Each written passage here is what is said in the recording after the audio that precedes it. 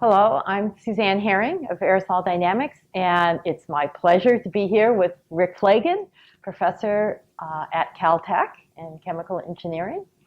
And Rick has had many seminal contributions to aerosol measurement methods. And we're hoping to hear some of the backstories about those today. And so Rick, you want to just say a little bit, a synopsis of how you got interested and involved with aerosol research and how that has driven your career? I got involved in many different ways. Actually had a couple of introductions to aerosols before I even knew what they were. First one was when I was an undergrad. I worked one summer for an electric power company, Detroit Edison, and they needed some students. They hired some students to do stack emission testing. Oh my gosh. And so for that, the instrument we used was a cyclone sampler. It was about 8 inches diameter, about 16 or 18 inches tall. It weighed about 90 pounds. And you had to carry. And we had to haul it up a ladder, up the side of the smokestack, anywhere from 100 to several hundred feet up. And you lived to tell the tale. And I lived to tell the tale. All we were doing was sampling, but I did learn about isokinetic sampling and the challenges of making measurements in an extreme environment then. My gosh. Then later, I did my thesis work at MIT in combustion, and in my postdoc work, also at MIT, I started a project looking at soot formation. So this was looking at soot inside turbulent flames. And I built a sampling system to extract the soot from the flame, which was a sort of sampling that we would never do today. I would never do today. It involved a sampling probe that was going into 2000 K gases. We were drawing the sample in and quenching the soot by spraying water into it and collecting it as a slurry. Oh my gosh. That, again, was not a very rigorous introduction to aerosols. My real introduction to aerosols came when I interviewed for a faculty position at Caltech. So tell us about that. I had done my work on looking at gaseous pollutants primarily at MIT. And when I interviewed at Caltech, Sheldon Friedlander started talking to me about the problems of the enrichment of the atmospheric aerosol with heavy metals. Yes. This was a big problem at the time, and we got into very deep discussions about that. My one-day interview turned into 3 days. You had to change your plane flight back? I had to change my plane flight back. And we just really hit it off and started thinking about this question of what is the origin of this heavy metal? It was clearly coming from combustion, but how was it happening? Why was there so much there? And so when I later joined the faculty at Caltech, I did that absolutely absurd thing of changing my field and starting to work in aerosols at Sheldon's instigation. And the introduction for that was he suggested that I start out by writing a review paper on the fate of the mineral matter in coal during combustion. So my first paper on aerosols was a review of a subject that prior to that I knew nothing about. You're a quick study, as they say. It was a fun study. Working alongside Peter McMurray and Cliff Davidson, who were then graduate students, and you, of course, were there as a postdoc. That's right. Got involved in my first real aerosol measurements then when you were, I think, trying to find a way to make a low-pressure impactor to go down to what we would today call nanoparticles. Yes. And you were having difficulty making it work. Well, I didn't have a design I was happy with. And so we sat down, we went through the design parameters. Yes. And there were some geometry constraints. Those sort of made sense. Yes. Then we hit the one, there was Reynolds number constraint, that made sense. And then there was one Mach number less than 0.3. And I said, oh, somebody's afraid of compressible flow. Let's throw that out. And you brought me, you said, oh, you need to look at Liebman and Rashko. I didn't know anything about compressible flow. And you just brought me the book. And I loved it because it was all thermodynamics. There was no viscosity. I didn't know how to deal with viscosity. It was just thermodynamics. Oh, this made it easy. Yeah, so those two projects were my first introduction. Yeah. My first year at Caltech, getting started on aerosols. And you've gone on to do so much with mobility analyzers, with other inertial collectors, with particle counters, but perhaps one of the things you're most known for is your scanning mobility particle analysis, for which you were recognized this morning with the AS&T Best Paper Award. But tell us about how that started. It really started with using the predecessor instrument, the electrical aerosol analyzer, which we were using. I got involved with, first with Shel Friedlander and later with John Seinfeld on smog chamber experiments. And we were measuring the aerosol that was forming, the secondary aerosols. And the instrument that we were using was the electrical aerosol analyzer. Yes, I remember that. It was a tool that really changed aerosol science. I didn't realize that I was coming into a field where this was a brand new tool. And we were using it to make the measurements, but my students were having great difficulty trying to unravel the data from it. Yeah. The data analysis from that instrument was very complicated. It was. And there were many challenges with it. It was there was about a decade and a half of working with that instrument when we were running into experiments where that tool was too slow. We had experiments where all the action was over in somewhere between 2 and 8 minutes. Yes. And it took about 8 minutes to make a measurement. One EAA measurement. One size distribution measurement. And we just couldn't make the measurements fast enough. One thing, shortly before Thanksgiving one year, George Reichel from Vienna called me. And he said he's coming over to Southern California to do this air quality study. Yes. And they've got a couple of weeks of measurements, and he's bringing a whole bunch of his very fine particle DMAs, the first DMAs to go down to about 3.5 nanometers, yes, that he was using to make measurements, but it was taking a long time to make measurements with those. We had a couple of DMAs we used for calibration purposes. Then we had this other instrument that we were using that I was getting very tired of. George asked, we've got this 2 weeks of measurements, then there's a week off for Thanksgiving. And then we've got another couple of weeks of measurements. So I've got this dead week right in the middle. Is there any way we could collaborate, do something together during that week? I said, I'll have to talk to my students. There's a holiday in there. They'll have to agree to spend part of their holiday working. Yeah. And so I talked to my students, and they agreed. I called him back and told him, bring his instruments and be sure you've got the source code because we're going to do something you've never done before. And what we did was we took 6 DMAs and we ran them in parallel, each set at a different size. Yes. And we watched the wave of particles pass through size space. Today, at this meeting, yes, in fact, we saw that. We saw a talk that was using what was labeled a DMA battery to capture the so-called nucleation banana, to look at the whole size distribution sweeping through size space.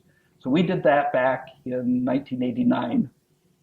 Yeah. And we saw some really fascinating dynamics, including late in the process, after lots of particles had been formed, we would see oscillations in the very fine particles that were sort of chaotic nucleation bursts. Was this off your smog chamber? This was on the smog chamber, the big, yes. the chamber that Peter McMurray had first used, 60 cubic meter Pillow. Teflon balloon reactor. Looked like a big pillow. Yes. Up on the roof of Keck. Yes. So we were doing the experiments on that. We saw dynamics, these chaotic oscillations that took place in 3 or 4 minutes. We could never see that with the other tools. Yeah. Had a student, Jennifer Stern, who was trying to improve the analysis of the EAA data so that we could better capture the aerosol. She was going through torture trying to do the inversion. It was complicated by the multiple charging that was counted twice because it's an electrometer detector in the EAA. So it really made it complicated. It was really complicated. So with that as background, I taught a lab course. And in that lab course, what I would do each week is I'd give one lecture where I would dissect an instrument. I would walk through how it worked, all of the subtle features of the instrument. And as I was sitting at home preparing my lecture, I started doodling and asked did the thought experiment. What would happen if instead of classifying particles with a constant electric field, we allowed the electric field to change as the particles are migrating? And I derived the transfer function for the instrument, following the work of Knudsen and Whitby. And I got the same answer that they got. So the next day when I went to class, I gave a lecture on what I called the scanning electrical mobility spectrometer, an instrument that did not exist, hadn't existed as a concept until the night before. 2 weeks later, with a very good graduate student, Shi-Chen Wang, we had the instrument working. And they used it in the lab. It's an amazing speed of application. 2 weeks. That's absolutely astounding, Rick. It was a piece of software. And it didn't work the way it should have. There were a number of things we had to go back and redo. When we finally wrote the paper, I got back one review. The review was about 15 or 20 pages, yellow-lined paper with very, very detailed notes suggesting some ways we ought to think about the problem differently. And there were some subtleties that we had missed that were in that paper. Well, turns out that this reviewer had a habit that he put his initials on every page that he wrote and numbered the pages. So I had to call, I forget who was handling the paper at the time, but I said, can I please contact the reviewer? I would like to ask him to be an author. Bill Hopple declined, but we did acknowledge him on the paper. Oh, that's a marvelous story. And going on with mobility work, I mean, your scanning mobility has revolutionized the mobility analyzer measurements for size distributions. But you've also gone and taken that technique to yet smaller particles and even down to ions with your radial DMA and with your radial opposed migration system. Those very different systems, but would you want to speak about one of the two of those or in order? You know, the radial DMA, we were doing a lot of different kinds of experiments. We had the chamber studies that were pretty intensive experiments. We had instruments in use all the time on the chamber. I was doing some work on coal combustion early on, looking at the mineral particle formation. We found that the main source of very tiny particles coming out from coal combustion was evaporation of the minerals in the coal that would then nucleate and produce small particles. Along the way, I found applications for what we were doing in synthesis of new materials. So we started out with trying to synthesize, to refine silicon for photovoltaic applications using an aerosol reactor technology. Yes. All of these different experiments required these tools. Yes. And I could not raise enough money to buy the number of DMAs that I needed. So you made your own.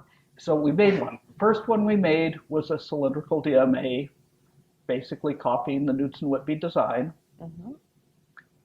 And after we got done with it, I sat down with the machinist and said, tell me how much time you spent on every part.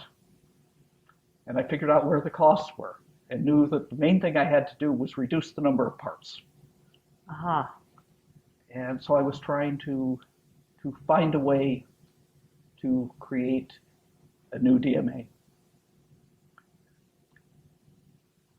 About that time, that was about 1992, Mm-hmm. at the AAAR conference, Michel Pourpre gave a paper about a system that they were using to prepare samples for calibrating instruments that would look at particles on wafers. So they had developed this apparatus for depositing particles on wafers. While I was sitting listening to his talk, as soon as I saw the geometry, I started sketching and left the meeting with the design, and it went into the shop very quickly after that to build a radial design of DMA in which the aerosol flow was radially inward, Mm-hmm. as was the sheath flow, and the extraction was on the center line. We adapted some of the design features for how you get a uniform flow around the sample introduction slot from Mm-hmm. what George Reichel had done with his early instrument. Of his DMAs. Yeah. So that became the radial DMA. And our interest was in smaller particles than the TSI long column DMA covered. Mm-hmm.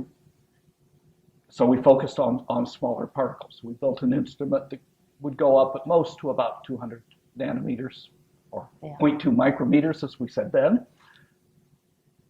and took us down to about 5, although I did have one of the students working on silicon nanoparticles who pushed it down to about 2 nanometers, but using electrometer detection. Yes. And now you go down to ion sizes. Now, I had a graduate student, Nick Brunelli, who was actually not a student working for me, he was working for a colleague, but he had a little microplasma reactor that he was using to synthesize nanoparticles. And he was spending a huge amount of time on the electron microscope. And he came to me, is there a better way? I said, well, we don't have an instrument that can measure the particles you're making. They're too small. But if you want, I'll work with you to design one. And so Nick took the challenge on. He did computational fluid dynamics simulations to design the instrument. And then he was a farm boy from Ohio. He was accustomed to taking on all tasks. He went into the machine shop, got on the lathe, and built the instrument. Built it. And so he built an instrument that with a few refinements, took us down to 1 nanometer. Though there were a lot of problems in detection and calibration at that size.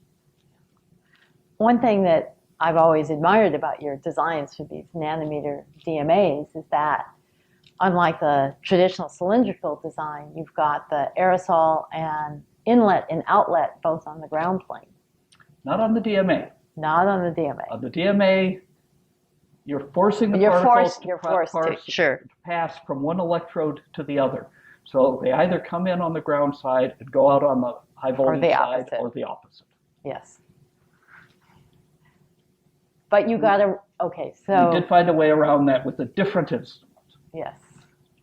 And so this was quite a bit later. There was the International Aerosol Conference in Taiwan. I don't remember which year that was. 2002. 2002. At that point, I was doing some work with pollen, with huge particles. And I had the thought that it would be extremely valuable to have something that could serve the role that the DMA had first served as a calibration tool to give mono-sized particles in the larger size domain. And had been thinking a lot about ways to do that. On the flight I connected through San Francisco. On the flight from San Francisco to Taiwan, I was sitting next to you. I remember this. And I started doing the thought experiment again to see what would happen if we did this idea of making porous electrodes and having a flow one way and a field the other, which when balanced would allow the particles you want to go straight through. Yes. And I derived a transfer function for the instrument for the very simplistic model of it. And as I was going along, started seeing that, hey, this would work, and it was changing some of the characteristics from the DMA that looked like it might be good for small particles. So I started thinking about the small particle application. By the time we got to Taiwan, I had filled a couple of pads of paper with notes and had the basis. So had we been talking about DMAs? I don't remember what we. What were we talking about? Because we were talking there on the plane. Yes. And then you said, "Oh, I have an idea," and then you just started writing furiously. I don't remember what we were discussing. And you didn't tell me exactly what you were doing. No, I did not. Of course, there have been many, many cases where I've done something like that and come back to, no, it won't work. Yes. So you didn't want to disclose something that might look foolish down the road. I was having fun. Yeah. And I thought I might be onto something. Yes. So, but a point that you had started to make, that instrument, the aerosol fills the whole space between the two electrodes. We don't necessarily have to have it fill the whole space as it comes in. So we could bring the aerosol in near the ground electrode and extract it at the ground electrode. And so that eliminates that adverse electric field that is responsible for a lot of losses in any DMA. Yes. And you've made this opposed migration instrument in a radial design as well. The first few prototypes were rectangular. Yes. And they did not work for a variety of, including machinist oil and some plastics that we used that made it slightly conductive. But when we set out to build an instrument, trying to go to the very small particles, I wanted a higher resolution than we were typically using with the DMA. We set a pretty modest goal, but I had a graduate student, Wilton Mui, who I put on that, and the radial design just seemed like a natural one. It eliminates any sidewalls that will distort the flow field. Yes. And so for trying to get high resolution, that just seemed like a good thing. Yes. So we went with the radial design for that. Yes. And it worked. And it worked. And it works at near the theoretical performance. So you have your work in aerosol science has spanned a wide range. I mean, you've just mentioned pollens, which are huge, to nanoparticles. You've worked on nanoparticle synthesis, on air pollution problems related to coal combustion and other pollution issues. And so you span the whole size range. You've done many, many things in your years at Caltech. What stands out in your mind as the most interesting or the most rewarding of the things that you've done? Well, it's a long list of things that stand out, and they come in different phases. Early on, one that you might not think about Mm-hmm. was that I got involved with people at JPL on a project on refining of silicon. Mm-hmm. It was trying to bring down the cost of solar energy. Now, this is 1981, 80s. Yeah. 82, something like that. Yeah. And I had simply been at JPL using their electron microscope. There were some pictures of aggregate particles on the wall. And I asked about the pictures, and the questions I asked suggested something to the microscopist. And a couple weeks later, I got a phone call. They were having a review of this photovoltaic silicon project. Mm-hmm. And would I come and listen in on their review of it? Huh. And I went, and I said, you know, they seem to be somewhat interested in something I said. Maybe there's money there. I took a graduate student along, Kyrol alum, Uh-huh. and we listened to the presentation. And at the end of the day, they said, you know, do you think you could help us answer the question of why these reactors don't work? Why do we always get these really tiny, fluffy particles? Uh-huh. And I looked at Kyrol and I said, do you want to take this on? And he said yes. And I said, sure, we'll do it. They gave me 6 months of support Oh, that's great. to do a modeling study. 6 months of support for a graduate student. And so we started doing the modeling, and it took a couple of months before we could put in words why the system had failed. Mm-hmm. And it was basically that they were getting greedy. They were carrying out the reaction too fast and nucleating hard. Yes. And so we designed a new reactor where we slowed everything down. And by slowing it down, we accelerated the growth Yes. because we focused on growth rather than nucleation and coagulation. When I gave the 6-month progress report, I spent half my time showing why their reactor could not work and then show them data. Because we built the reactor and grown particles from the gas out to several microns in size. Being a bit of an overachiever, Rick. That was a really fun presentation. So, you know, Did they carry on with your work? yes, they funded my work for quite a number of years, and we did develop some very elegant reactor technology. At the time we did that, the semiconductor industry had grossly overbuilt its silicon production capacity. Mm-hmm. So as we tried to get people to take on that technology, we were not successful.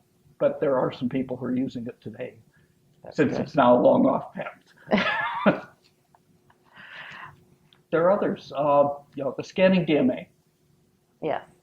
What I called the SEMS. I don't think Gil Sem thought that was a totally appropriate name for a TSI product, so it became the SMPS. Yes. That was a really fun project, and not just developing it. It took some time before it came out as a commercial product, but I worked with people at TSI to help them develop software to make it commercial. To make it work. Yeah. And I provided guidance. I didn't write the software. Yeah. I really wanted them to take it on. I wanted them to provide the support because I couldn't afford to. Mm-hmm. And it turned into a product that has allowed an awful lot of people to use that technique, and I think made a difference. And you also made a condensation particle counter. Yes. One of the things we discovered with the scanning DMA did not take us very long. We had a field, the number 2 instrument we sent to the field. Yes. There was an experiment called Aztec's Mage, and had a first-year graduate student who took on taking the scanning DMA to do shipboard measurements off the Azores. Mm-hmm. So for that, we took a CPC that we had. It happened to be the worst possible choice. I could guess. Okay. I won't.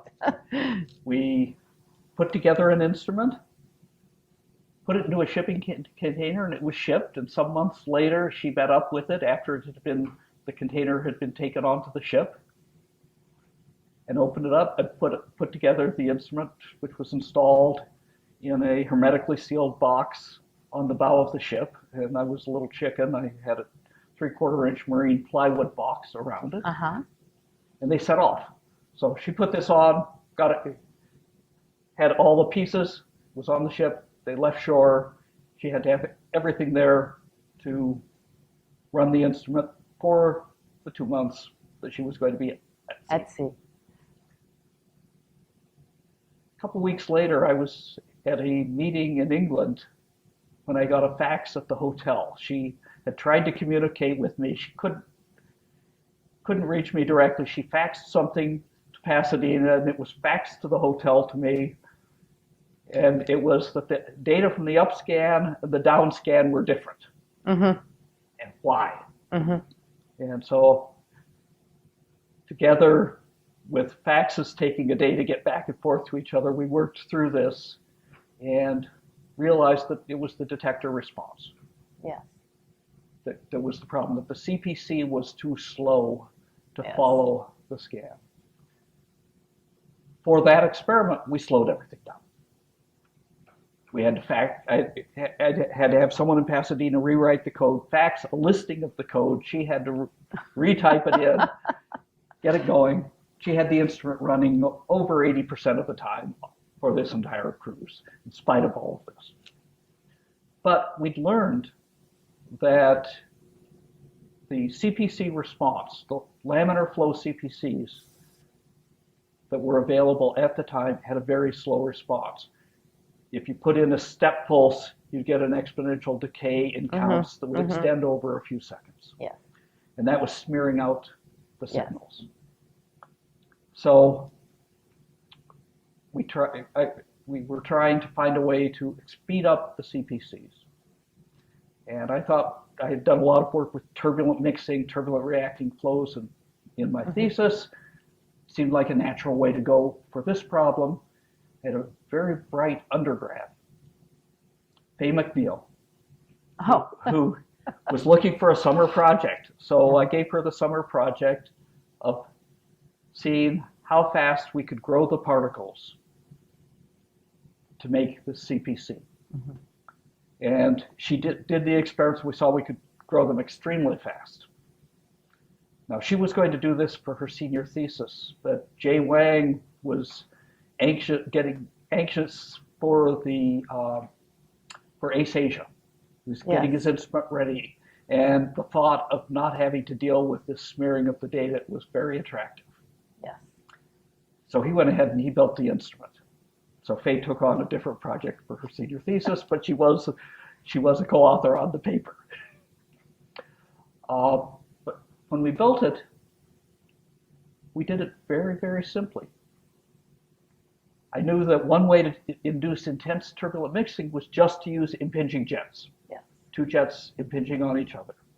So we would bring 2 jets of cold aerosol flow into a small volume and mix with it a small flow of hot saturated vapor. Yeah. And that would produce intense mixing, small growth tube, a TSI optics head on the end, and we had a CPC. The mixer was a Swagelok cross. Yes. We are still using that today. It's that design, or something very close to it, is with a Swagelok. It's actually a T this time instead of a cross, is in use right now in an apparatus that's at CERN as we speak. As you speak.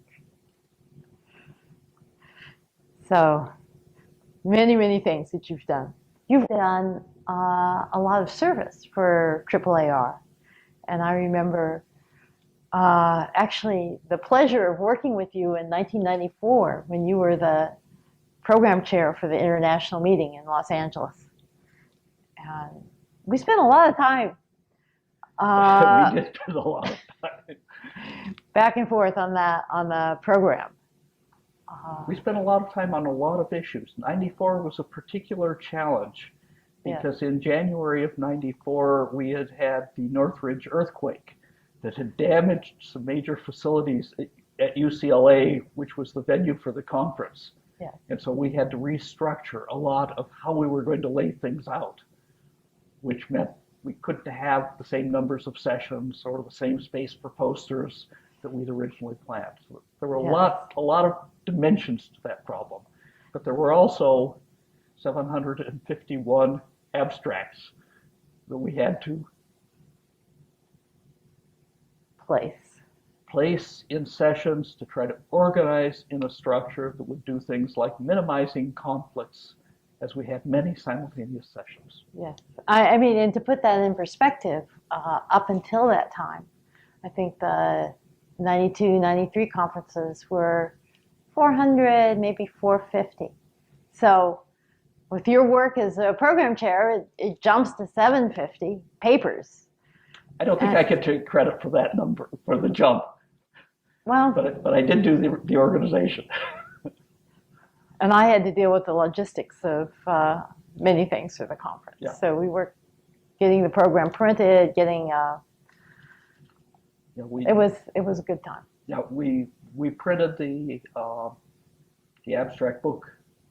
AAAR printed it directly rather than going through a publisher. A decision was made not to publish the proceedings because they're just a collection of abstracts, which I still think was the right decision. Yes. Well, is there anything you would like to say at this point? The rewards of aerosol science, you're still at it. I'm still at it. I'm still having fun with it. I think there are many challenges we still face. The field has been a very exciting one. I had just the right background to come into it very smoothly. The way I'd been thinking about turbulent flows fit perfectly with thinking about coagulation. It's actually very similar kinds of modeling I was doing. But it's the people in this community that are really special. That the organization, AAAR, has been my intellectual home over the years. And I was there at the first meeting, which was, I don't remember how many people we had there. It was a small meeting by comparison with what we do today. It was 300. Was it 300? Bigger, bigger than I remembered. But it was a very good meeting, had a lot of ideas flowing around. The creation of the journal, the good fortune that the founders of the society had to incorporate the journal before the society, I think before the society was even incorporated. But at least they incorporated it separately. But they certainly did it before going out to talk to publishers. That's right. They actually had two corporations. It was a bit complicated. They had a corporation for the journal, and they had a corporation for the society. Yeah. And then that was all straightened out under John Seinfeld's watch. I don't know. But that was a... But it was significant because what John got from that was that the copyright remained with AAAR. So AAAR owns the journal. That's correct. And that has been crucial. The original publisher that we contracted with was Elsevier. They were escalating the journal subscription price, the institutional subscription price, at a rate of 3 to 5 times the inflation rate throughout the time that they held that contract. That escalation was driving the number of subscriptions down. And the journal, I think they very likely had a direction of pushing that journal out of existence because there was a competing journal that belonged to a company that they controlled, that they had bought out, which was Pergamon, the journal of Aerosol Science. And aerosol science and technology would very likely have gone away because they didn't own it. We took action and put it out for bid and ended up contracting with Taylor and Francis and doing it under terms that constrained the escalation in the price. We actually tied the subscription price to the inflation rate, and we've been able to maintain that in contracts to this day. That is the price per page, Yes. not the total price. Yeah. And that has been a really critical feature in keeping the journal. And I think, well, it was, I believe, your original suggestion. We're kind of getting afield here, but your original suggestion when you and I and Dave Enzer and Phil Hopke all went to the Taylor and Francis office when it was time to negotiate the new contract. And you had suggested to me the evening before that we need to make these articles more open. And so I proposed to them that after 1 year, they make it open, the articles completely open, open access. And we laid the groundwork so well, they said, fine. So this is something that really came out of a conference that I organized in 1996, Conference on Scholarly Communication, that was focused on developing a new model for publishing of scholarly journals, or scholarly communication in general. Well, and all of that is still in transition. It is still in transition, yes. But so just to put a nice close on all of this, you've had a career advising students, teaching students. If you were to give a few words to guide the young aerosol scientists today, what might you say? That's a tough one. Be fearless. Don't accept the constraints that people suggest may prevent things from being done. If you have something, if you have a view that lets you see a way around a problem, a new way to do something, go for it. But also, whenever you can, try to go with your strengths. Don't go in the middle of the pack. Go where you can do something that other people can't, because that's where you have the greatest advantage. Well, you've certainly used that to your advantage in your career in a number of fields, and I want to thank you, Rick. Thank you.